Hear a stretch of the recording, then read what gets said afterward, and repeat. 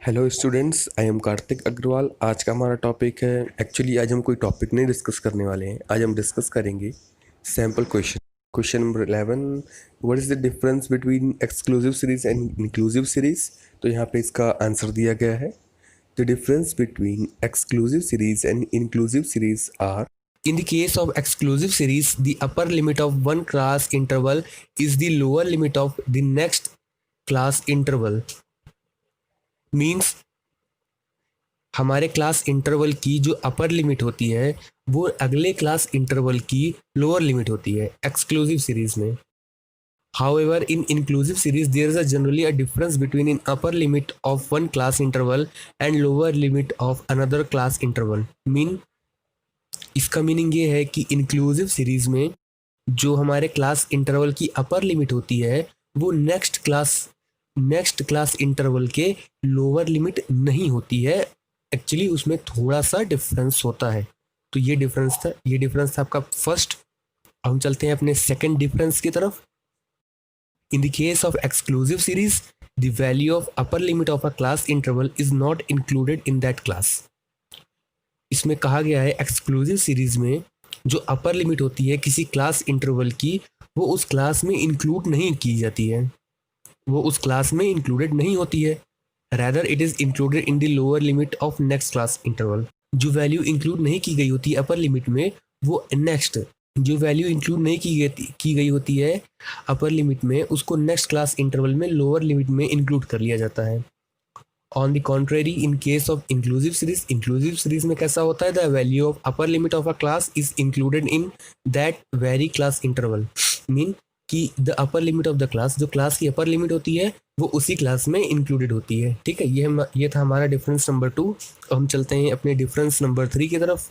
Exclusive series is very useful whether the value is in complete number और इन decimals. कहने का means है कि एक्सक्लूसिव सीरीज यूजफुल होती है तब जब हमारी वैल्यू चाहे कंप्लीट नंबर में हो या चाहे डेसिमल्स में हो। ये दोनों भी कंडीशन में, दोनों भी सिचुएशन में एक्सक्लूसिव सीरीज यूजफुल होती है। लेकिन अगर हम बात करते हैं अगर हम इंक्लूसिव सीरीज की बात करते हैं तो it is useful only when value is complete number. Inclusive series तभी यूजफुल होती है जब इसकी वैल्यू कंप्लीट नंबर में होती है, मीन्स ये डेसिमल्स में नहीं होती। ठीक है, तो चलते हैं हम अपनी नेक्स्ट स्लाइड में। Question number 12, describe 3 main demerits of mode. 3 main demerits of modes are. 3 demerits बताने थे लेकिन 3 बताऊंगा तो आपको 2 याद रहेंगे। ठीक है, इसलिए मैंने 4 बता रहा हूँ ताकि आपको 3 तो याद रहे ही रहे। तो देखो, मोड में क्या होता है, मोड के डिमेरिट्स में क्या है ना कि it is not based on all value. Mode जो आपका निकलता है, मोड जो आपकी वैल्यू फाइंड की जाती है वो सारे वैल्यू पर बेस्ड नहीं होती, इसीलिए कभी भी इसको हम बहुत ज़्यादा एक्यूरेट नहीं कह सकते हैं। इसीलिए लिखा गया है it is not based on all the values. ठीक है, सेकेंड पॉइंट है it is uncertain and unclear. कभी कभी ऐसा होता है ना, it is uncertain and unclear का यहाँ पे मीनिंग ये है जो हमें पूरी वैल्यू दी गई होती है, मोड उस पर ना निकल कर किसी स्पेसिफिक वैल्यूज़ पर निकलते हैं ओनली, तो उन सारी वैल्यूज़ को कंसीडर नहीं करने से कभी भी हम बहुत ज़्यादा स्टेबल नहीं मान सकते। इसीलिए इसमें कहा गया है कि it is uncertain and unclear. तो हो भी सकता है कि ये गलत भी हो। चलिए देखते हैं आगे क्या लिखा है। Sometime it lacks of mathematical accuracy. Value जो दी गई है वो 10 डिजिट में दी गई, 10 अलग अलग डिजिट है। अब उसमें से हमारा जो मोड हमने जो फाइंड किया हुआ है वो रिलेटेड है 5 वैल्यूज़ पे। एंड तो जो मैथमेटिकल एक्यूरेसी होगी तो 5 वैल्यू पर ही होगी। अगर हम 10 वैल्यूज़ पर मैथमेटिकल एक्यूरेसी देखेंगे तो वो मैथमेटिकली एक्यूरेट नहीं होगी। मीन्स अगर आपको नहीं भी समझा है तो आप ये समझिए कि mode are not mathematically accurate. हमारा 4th पॉइंट है समटाइम वी गेट 1 और more and sometime we did not get mode. कभी कभी जो हमें वैल्यू गिवन होती है उसमें से हमें मोड फाइंड करना होता है, तो कभी कभी ऐसा होता है कि हमें 1 या उससे ज़्यादा मोड भी मिल सकते हैं, और कभी कभी ऐसा भी हो सकता है कि हमें उस फ्रीक्वेंसी से, मतलब उस इनपुट से हमें मोड ना भी पता चले। ठीक है, तो ये हमारे डिमेरिट्स हो गए कुछ मोड्स के। अब हम चलते हैं नेक्स्ट क्वेश्चन की तरफ, विच इज़ क्वेश्चन नंबर 13। अब आप इस क्वेश्चन को पढ़ सकते हैं। स्टेप डेविएशन निकालना है और हमें पास कुछ डाटा दिया हुआ है, तो चलिए सॉल्व करते हैं। क्लास इंटरवल एंड फ्रीक्वेंसी दिया गया था, तो उसको हम एज यूजुअल उतार लेते हैं। एक्स निकाल लिया, आपको एक्स निकालना आता होगा। Lower limit plus upper limit divided by 2, यानी 5 plus 15 divided by 2 is equals to 10। और सेकंड में देखिए 15 plus 25 divided by 2 is equals to 20। इसी तरह आप करेंगे तो आपकी सारी एक्स की वैल्यू आ जाएगी। 6 क्लास इंटरवल्स हैं, तो उसमें से किसी भी एक क्लास इंटरवल पे हम एक्स को यहाँ पे जैसे 40 को ए मान, यहाँ पे ए मैंने लिखा है, इसका मीन है अज्यूम्ड मीन, इसमें मैंने अज्यूम किया है, ठीक है। और फ्रीक्वेंसी जैसे पहले दी गई थी क्वेश्चन में, हमने उतार दिया है।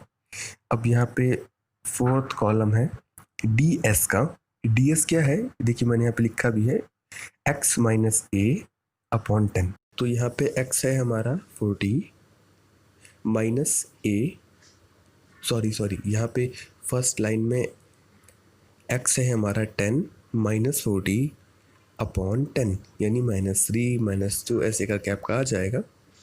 और फिर f इंटू डी एस, यहाँ पे हमारा फोर्थ कॉलम में डी एस है और थर्ड कॉलम में f है, तो f इंटू डी एस जो आएगा, ठीक है।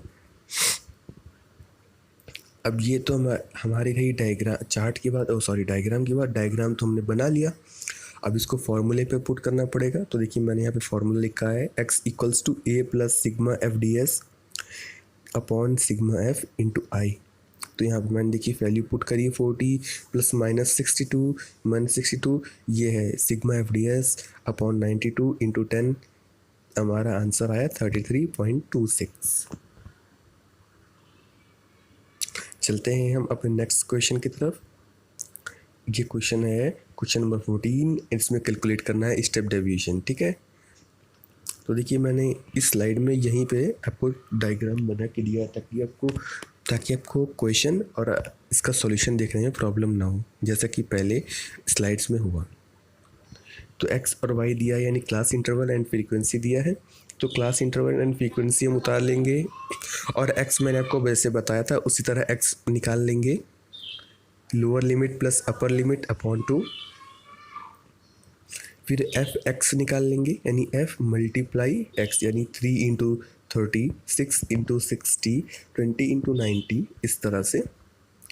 फिर एक्स माइनस एक्स बार, वो मैं जानता हूँ कि एक्स बार इस तरह से नहीं होता है, पर प्रेजेंटेशन बनाते समय मुझे ऐसा करना पड़ा, उसके लिए I am really very very sorry. तो what is x minus x bar, ठीक है। एक्स बार निकालने के लिए हम अगली स्लाइड में चलते हैं।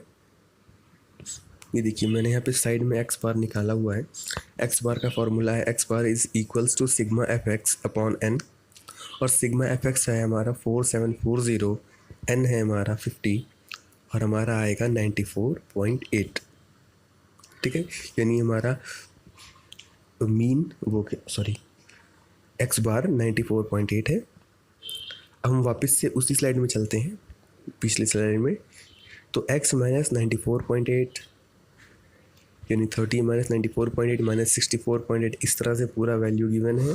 अब यहाँ पे x का स्क्वायर निकालना है, x माइनस एक्स